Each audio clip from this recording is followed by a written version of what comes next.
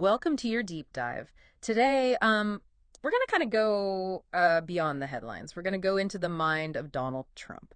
You guys sent us some clips, excerpts from his Joe Rogan Experience interview, and whoa, boy, there's a lot to unpack here. I know. It's fascinating. It's interesting to hear him reflecting on his presidency and the decisions he made, really just, his whole worldview. Mm-hmm. And in such a candid setting, he's very unfiltered with Joe Rogan. It definitely is. It gives you kind of a different perspective. So he starts things off by describing, his first moments in the White House, Mm-hmm. The drive down Pennsylvania Avenue, all the security, that kind of thing. And he just keeps saying how surreal it felt. Yeah. You can tell he's still processing the whole experience. Even years later, it's like it's still sinking in for him. Mm. And he really emphasizes the fact that he was an outsider, not just new to Washington, but the whole political game. Yeah, he makes a point of saying, most presidents have been career politicians, so his perspective is definitely unique. And that outsider lens, it really comes through when he talks about the Lincoln bedroom. He's totally captivated by the history, even drawing parallels between Lincoln's challenges and, the mental game of fighters who experienced the yips. Yeah, it's a really interesting connection that he makes. He sees these struggles, whether it's on the battlefield or in the political arena, as requiring a similar kind of mental toughness. And it speaks to his tendency to connect things that seem totally unrelated, like history or psychology, even combat sports, back to his own experiences. Right. It's like he's constantly pulling from this massive mental library of anecdotes and observations. Speaking of observations, let's talk about presidential appointments. He drops this bombshell that the president is involved in, I think he said 10,000 appointments. Yeah, 10,000. It just highlights the sheer scale of the job and the weight of those decisions. And he admits he didn't always get it right. He actually calls picking the wrong people his biggest mistake. He specifically names John Bolton and General Kelly, labeling them neocons, or just bad advisors. For those who aren't familiar with that term, neocon generally refers to someone who advocates for a more interventionist foreign policy, often through military means. Trump seems to be saying that these advisors pushed him towards actions that he now regrets. Exactly, yeah. It suggests maybe a bit of a shift in his thinking, and it raises questions about how those personnel choices really impacted his presidency. And speaking of things that impacted his presidency, we have to talk about the media. He does not hold back on his criticism of what he calls fake news and media bias. Oh, yeah. He even claims that some networks pressured guests to speak negatively about him. And he specifically calls out CNN, saying their constant coverage of him, even if it was negative, actually boosted his popularity. It's almost like he's saying all press is good press. He seems to see it as a validation of his influence and how much, he matters. And this distrust of the media, it goes deeper than just news coverage, though. He also slams the way debates are structured. He claims that moderators were biased against him, fact-checking him unfairly, constantly interrupting him. He contrasts that with his experience on the Joe Rogan show, where he felt he could speak freely, uninterrupted. So it gives you a little glimpse into how he views the media landscape and how he feels it was weaponized against him. It definitely highlights his perception of this, hostile media establishment that's out to get him and his supporters. Okay, get ready for this one. He declares his love for tariffs, actually calling the word more beautiful than love. He even suggests replacing income tax with them. Okay, that's a bold statement. Why is he so obsessed with tariffs? What's the thinking there? He links it back to strength, to not letting other countries take advantage of America. It's like a core part of his America First philosophy. He believes tariffs protect American jobs and industries, especially from what he sees as unfair competition from China. He even cites President McKinley. Way back in the late 19th century, McKinley imposed high tariffs, and Trump claims that America was incredibly wealthy during that period because, and I quote, they were taxing other people for coming in and taking our jobs. Yeah, it's a really interesting historical comparison. He's drawing this direct line from that era of economic protectionism to his own policies. But what about the criticism that his tariffs actually hurt American consumers and contributed to the deficit? He pushes back on that. He argues that his tax cuts and deregulation were boosting the economy, at least until COVID hit. He blames the pandemic for the downturn, not his policies. So he's essentially saying that his approach was working until this unforeseen crisis threw everything off course. Right. And when it comes to the environment, he's also pretty critical of regulations, claiming they obstruct progress and hurt businesses. He gives examples of projects in California, like infrastructure projects being stalled by environmental approvals, even though he believed they were crucial for water and, just development in general. He seems really frustrated by what he sees as bureaucratic overreach. And he argues that while the U.S. is focused on all these regulations, countries like China continue to pollute heavily, creating an uneven playing field. He calls it the China curse. It definitely reflects his view that environmental regulations are often used for political purposes rather than for genuine environmental protection. And he feels it puts American businesses at a disadvantage. But he insists that his administration achieved the cleanest air and water during his term. It's almost like he's saying, look, we can protect the environment and you have a strong economy. It suggests he believes there's a way to balance those priorities, but that his approach is just more effective than the overregulation that he criticizes. Okay, we're going to circle back to this whole tariff obsession in a bit because there's a lot more to unpack there. Yes, definitely.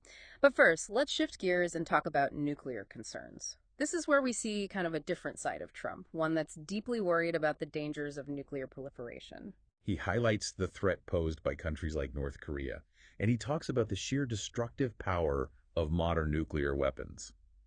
It's a pretty stark contrast to his often, bombastic rhetoric. Yeah, you can hear the genuine concern in his voice. And he even recounts his interactions with Kim Jong-un, claiming he was able to prevent conflict through his personal relationship with the North Korean leader. It raises the question of whether his unconventional approach to diplomacy, which often relied on personal relationships and bold statements, was ultimately effective. It's definitely a fascinating case study in international relations. Now, remember how we talked about Trump's distrust of certain figures within his own administration? Well, he takes that a step further when he talks about the enemy from within. This is where his language gets a bit more charged. He argues that America faces a threat not just from external enemies, but from forces within the country that are, actively trying to undermine its success. He points to illegal immigration, crime, and what he alleges is the weaponization of government agencies against political opponents. This is powerful rhetoric that's likely to resonate with his base. It taps into a sense of fear and anxiety that's, prevalent among a certain segment of the population. And it feeds into his narrative that there are these powerful forces working against him and his vision for America. And that leads us directly into another hot button issue, election integrity. He reiterates his claims that the 2020 election was stolen, citing irregularities with mail-in ballots and voting machines, and he criticizes the lack of transparency in the process. He specifically references Elon Musk's stance on paper ballots, arguing that they're essential for fair elections because they're harder to manipulate than electronic voting systems. He even claims that judges refuse to hear evidence of fraud, dismissing cases on procedural grounds rather than addressing the merits of his claims. This is a core part of his message. And it speaks to this deep distrust of the electoral process among his supporters. Whether or not you agree with his claims, it's clear that they continue to hold significant sway. And just when you think we've covered everything, he throws in the JFK files.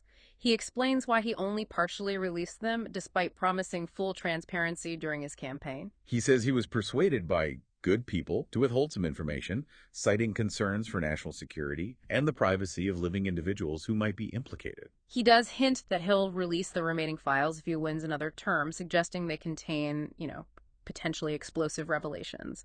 It's classic Trump, leaving you wanting more, keeping the mystery alive. It's a strategic move that, keeps people guessing and generates a lot of buzz. And then we get this brief but intriguing mention of unidentified aerial phenomena, or UAPs as they're now called. He acknowledges their existence, which is pretty interesting in itself, given the government's historically secretive stance on the whole topic.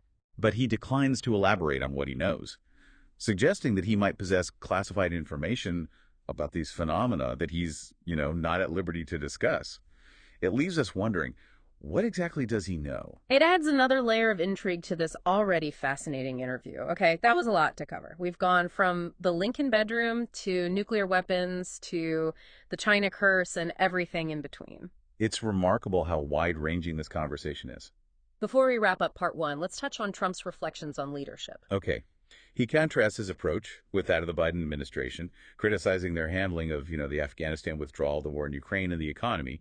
He emphasizes the importance of strength, negotiation skills, and understanding how to leverage American power. He seems to be saying that his brand of leadership is what's needed to restore America to its former glory and navigate this, complex geopolitical landscape. So, before we dive into part two, what stands out to you about what we've covered so far? For me, it's the sheer breadth of topics he covers and his willingness to offer, unfiltered opinions on everything. It's a really raw, unvarnished look into his worldview. Absolutely. We've only scratched the surface, and there's so much more to discuss. We'll be back in part 2 to dig deeper into his economic policies, those claims about the 2020 election, and his vision for American leadership. Stay tuned. Welcome back to your deep dive into the Trump presidency. Before we moved on, we were talking about his rather unconventional views on tariffs. He calls them the most beautiful word, even suggesting replacing income tax with them. That's quite a radical idea. Yeah, it definitely caught my attention. He goes on to explain his reasoning, using examples from the late 19th century when the U.S. had high tariffs under President McKinley. Trump claims that America was incredibly wealthy during that period because they were, and I quote, taxing other people for coming in and taking our jobs. It's fascinating how he connects this historical example to his America First agenda. He's essentially arguing that tariffs are a way to protect American jobs and industries from foreign competition, especially from China. And he really hammers home the importance of strength and negotiation in trade deals. He talks about how he got along with President Xi of China, but wasn't afraid to play hardball to get what he wanted. He even claims he could have gotten China to de-escalate tensions with Taiwan if he were still president. This raises an interesting question. Did his aggressive approach to trade negotiations ultimately benefit the U.S. economy? Or did it just create more tension and instability? Some economists argue that tariffs can actually raise prices for consumers and hurt domestic businesses that rely on imported goods. He also brings up his decision to impose tariffs on goods from Mexico to pressure them to stop the flow of migrants across the border. He insists it was successful and that the tariffs would have remained in place if he'd won a second term. This highlights his willingness to use economic leverage as a tool of foreign policy, even if it potentially harms American consumers and businesses in the process. It's a controversial tactic, and there's a lot of debate about its long-term effectiveness. Switching gears to immigration, he doesn't hold back. He talks about criminals being released from prisons in other countries and coming to the U.S. He argues that the Biden administration is deliberately encouraging illegal immigration to try and, gain more voters. This is a deeply controversial claim that aligns with his belief that immigration is being weaponized for political purposes. It's a powerful message that taps into anxieties about crime and national security, particularly among his base. And this fear of the enemy within is a recurring theme throughout the interview. He expresses deep distrust of the deep state, claiming that government agencies have been weaponized against him and his supporters. He even alleges that the FBI tried to protect Hillary Clinton during the 2016 election, despite having evidence of wrongdoing. This feeds into a broader narrative that he's been pushing for years, that there are these powerful forces within the government that are actively trying to undermine him and prevent him from making America great again. It's a message that clearly resonates with those who feel disenfranchised or believe that the system is rigged against them. And speaking of rigged systems, we have to address his claims that the 2020 election was stolen.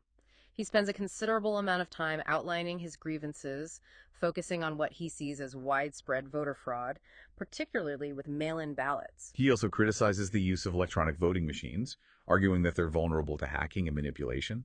He cites Elon Musk, who's advocated for a return to paper ballots, as someone who shares his concerns. Right. He claims that he presented mountains of evidence to support his allegations, but that judges refused to hear the cases, dismissing them on, procedural grounds. This is where we see his deep distrust of the legal system come into play. He seems to believe that there's a deliberate effort to prevent him from challenging the election results. It's important to note that numerous investigations and court rulings have found no evidence of widespread fraud that would have overturned the election results. However, these claims continue to fuel distrust in democratic institutions among a segment of the population. Yeah, it's definitely a complex issue with far-reaching implications.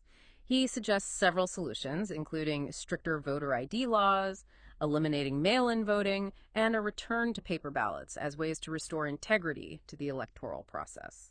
These proposals are highly controversial, of course. Critics argue that they would disproportionately disenfranchise minority voters and are based on unsubstantiated claims of widespread fraud.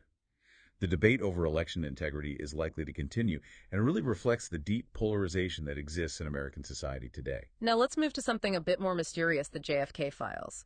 Trump explains why he didn't fully release them despite promising to do so during his campaign. He claims that he was persuaded by people he trusts to withhold some information citing national security concerns and the privacy of individuals who might be implicated.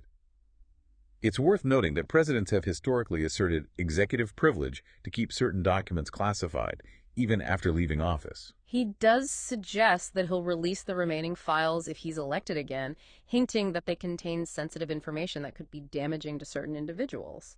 It's almost like he's playing a game of political poker, holding back his best cards until the right moment. It's a tactic that keeps those files in the public consciousness and generates a lot of speculation about what they might reveal. And then we get this brief but intriguing mention of unidentified aerial phenomena, or UAPs. Right. He acknowledges their existence, which is significant given the government's long history of secrecy on this issue.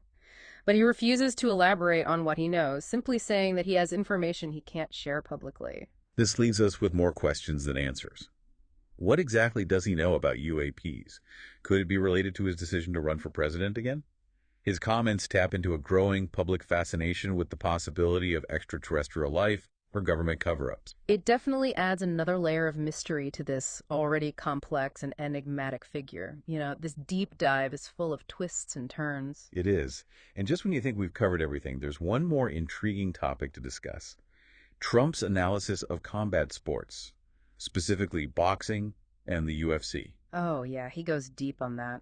He clearly has a deep interest in these sports, and even offers some insightful commentary on the psychology of fighters, drawing parallels to his own experiences in the political arena. He compares the pressure of a championship fight to the pressure of running for president, arguing that both require mental toughness, resilience, and the ability to handle intense scrutiny.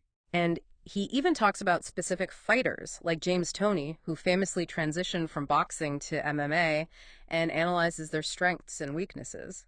He seems particularly fascinated by the concept of peak performance, arguing that you have to judge fighters based on their abilities at their prime, not when they're past their best. Right.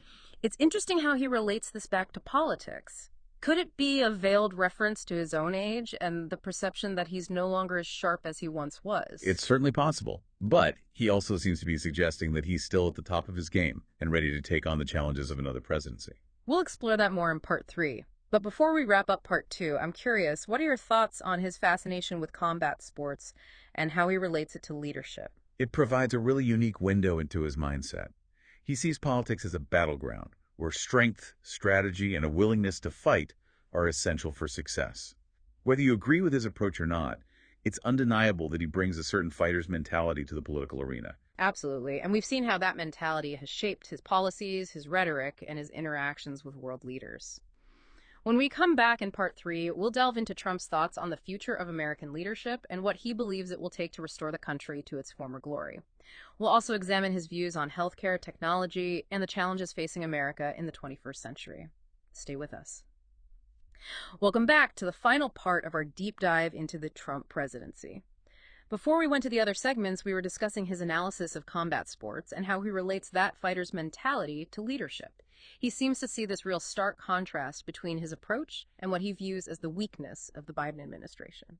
Yeah, he really goes after Biden, claiming he has no respect on the world stage. He says leaders like Putin and Xi see him as weak and easy to manipulate. He even goes so far as to say the war in Ukraine wouldn't have happened if he was still president. He paints this very different picture of his own foreign policy, saying it was based on strength, unpredictability, and a willingness to use American power to achieve his goals. Regardless of whether you agree with those tactics or not, there's no doubt he shook things up globally. Oh, he definitely disrupted the status quo, that's for sure. And he brings up his dealings with Emmanuel Macron of France as an example. He claims that he used the threat of tariffs on French wine and champagne to get Macron to back down from this tax on American companies. He essentially says, I got the job done where all the so-called smart people failed. Right. It reinforces that image he cultivates, the image of the master negotiator who isn't afraid to use unconventional tactics to protect what he believes are American interests. Oh, sure. And he carries that same assertive approach into his discussion on healthcare. He voices concerns about the rising cost of prescription drugs and the influence of, big pharma. He even talks about RFK Jr. and his plan to appoint him to lead some sort of health-focused initiative if he's elected again. That's a fascinating point, especially considering, RFK Jr.'s controversial views on vaccines and his criticisms of the pharmaceutical industry. Trump acknowledges that some people aren't thrilled about his association with RFK Jr., but he insists that he's the right person for the job. Yeah. It's a bold move, and it suggests he's willing to, challenge those powerful interests in pursuit of what he sees as a better approach to healthcare. Absolutely. He seems particularly interested in exploring, alternative approaches to healthcare, emphasizing preventative measures, promoting healthier lifestyles. He even brings up a chart comparing health outcomes and life expectancy in the US to other developed countries, and he points out that America spends far more on healthcare but doesn't get better results. That's interesting. It indicates, an openness to questioning the status quo, even if it means going against powerful entities like Big Pharma. Yeah, I see what you mean. It's interesting how he balances this critique of powerful institutions with his own embrace of technology, even while acknowledging its downsides. He criticizes how social media is used to spread misinformation and manipulate public opinion, and he expresses concern about the impact it's having on, young people. It's a pretty nuanced perspective. Yeah. Especially considering his own, prolific use of social media, particularly Twitter. He seems to recognize the negative aspects of these platforms while also understanding their power and influence. And despite his criticisms, he's still actively using those platforms, right? He talks about his success on TikTok and how it's helped him connect with a younger audience. He even claims that young people are increasingly rejecting what he calls the woke agenda of the left and are becoming more conservative. It suggests, a certain adaptability, Yeah. a willingness to adjust his strategies to reach new audiences. He's demonstrating confidence in his ability to connect with voters, even those who may not have supported him before. So after spending, hours listening to his unfiltered thoughts, what can we conclude about Trump's vision for the future of American leadership? Well, it's clear he believes America is at a critical point and that it needs strong, decisive leadership to reclaim its greatness, so to speak. He positions himself as the only one who's capable of getting the job done, and he's not afraid to go against conventional thinking or challenge powerful interests to achieve what he believes is right. He paints this picture of an America weakened by what he sees as poor leadership, unfair trade deals, and a culture that's, too focused on political correctness. He promises this return to jobs, the restoration of law and order, and a strong stance against America's adversaries, both foreign and domestic. Whether you agree with his perspective or not, he's undeniably a skilled communicator, and he knows how to connect with a significant portion of the American public, on an emotional level. This deep dive has given us this really multifaceted, at times contradictory, and often thought-provoking look inside the mind of Donald Trump. It raises all these questions about the nature of leadership, the challenges facing America in the 21st century, and the deep divisions that continue to affect American society. And it leaves us with one final thought. What does Trump's return to the political scene mean for the future of American democracy? Only time will tell. Thank you for joining us for this deep dive.